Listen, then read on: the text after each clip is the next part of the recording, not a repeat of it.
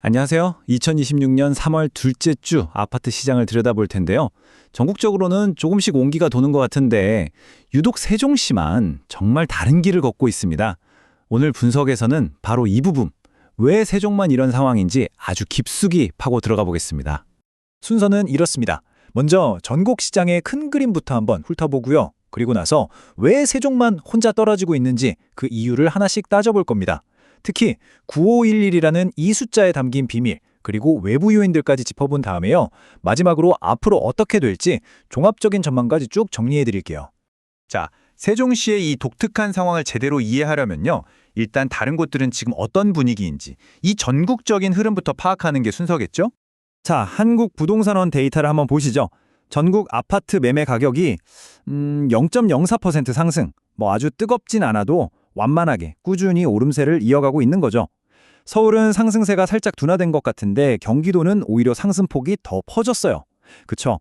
근데 정말 중요한 건 바로 여기 표 맨 아래에 있는 세종입니다. 흐름이 완전히 다르지 않나요? 전세시장은 분위기가 더 좋습니다. 전국 전세가격 상승률이 0.09%로 오히려 가속도가 붙었어요. 그러니까 이걸 보면 전반적으로는 시장에 긍정적인 신호가 들어오고 있구나 이렇게 볼 수 있는 겁니다. 그런데 말이죠. 이런 전국적인 훈풍 속에서 세종시는 정말 완전히 다른 이야기를 만들어가고 있습니다. 얼마나 다른지 지금부터 바로 확인해 보시죠. 그러니까 여기서 딱 이런 질문을 던지게 되는 거죠. 아니, 다른 데는 다 오르거나 최소한 보합은 하는데 대체 왜 세종시만 이렇게 거꾸로 가고 있는 걸까요? 서울, 경기 오르는 거 보셨죠? 근데 세종은요?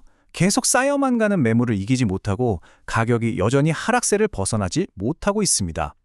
여기서 진짜 재미있는, 좀 역설적인 상황이 벌어집니다. 집을 사려는 마음은 꽁꽁 얼어붙었는데 이 사람들은 그럼 어디로 가겠어요? 맞습니다. 전세 시장으로 가는 거죠. 그러다 보니까 전세 가격은 오히려 엄청나게 오르고 있어요. 매매랑 전세가 완전히 반대 방향으로 달리고 있는 겁니다. 자, 그러면 도대체 뭐가 세종시 매매 시장의 발목을 이렇게 꽉 잡고 있는 걸까요?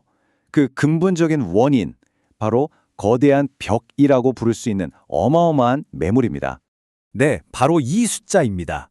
9,511. 2020년 3월 14일 기준으로 세종시에 팔려고 내놓은 아파트가 무려 9,511채나 쌓여 있다는 뜻입니다.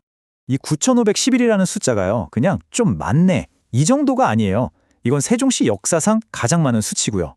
더 놀라운 건 2023년 초에 한 4,000건 정도였거든요.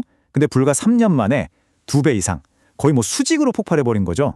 그러니까 핵심은 이겁니다. 이렇게 거대한 매물의 벽이 시장을 꽉 막아버리는 교착 상태를 만든 거죠. 팔려는 사람은 넘쳐났는데 사려는 사람은 주저하고 있으니 가격이 오를 힘이 없는 겁니다. 물론 세종시의 문제가 단순히 이 매물량 때문만은 아닙니다. 전국적인 정책이나 경제 상황 같은 외부 요인들이 이런 양극화를 어떻게 더 부추기고 있는지 그것도 한번 짚어봐야 합니다. 지금 수도권 시장을 보면요, 딱 두 가지 이야기가 공존해요. 서울은 5월 9일 양도세 중과 유예가 끝나거든요. 그러니까 다주택자들이 그 전에 팔려고 급매물을 내놓으면서 상승세가 좀 주춤하고 있고요. 반면에 경기도는 GTX 같은 교통 호재 때문에 오히려 사람들이 몰려들고 있는 거죠. 여기에 또 하나의 예상 밖의 변수가 작용합니다. 저 멀리 중동에서 분쟁이 터지니까 국제 유가가 뛰고 이게 결국 국내 건축비 상승으로 이어질 거라는 우려가 커지고 있어요. 근데 이게 어떤 결과를 낳느냐? 이러다간 앞으로 새 아파트가 더 비싸지고 공급도 줄겠구나 하는 불안감이 생기는 거죠. 그래서 사람들이 이미 잘 지어진 경기도의 좋은 단지들로 눈을 돌리는 이런 예상 밖의 나비 효과가 나타나고 있는 겁니다. 당연히 고금리 압박도 무시할 수 없죠. 다들 금리 인하를 기다리고 있는데 자꾸 늦춰지니까, 특히 집을 여러 채 가진 분들은 이자 부담이 엄청나잖아요.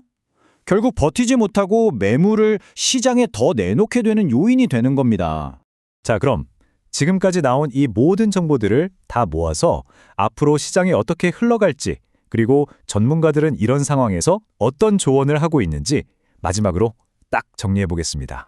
결론부터 말씀드리면 매매 시장은 세종시의 저 거대한 매물벽이 어느 정도 해소되기 전까지는 약세가 이어질 걸로 보입니다. 반면에 아까 보셨듯이 아주 강하게 오르고 있는 전세 시장이 매매 가격이 더 이상 떨어지지 않게 꽉 붙잡아주는 그런 든든한 버팀목 역할을 해줄 것으로 예상됩니다.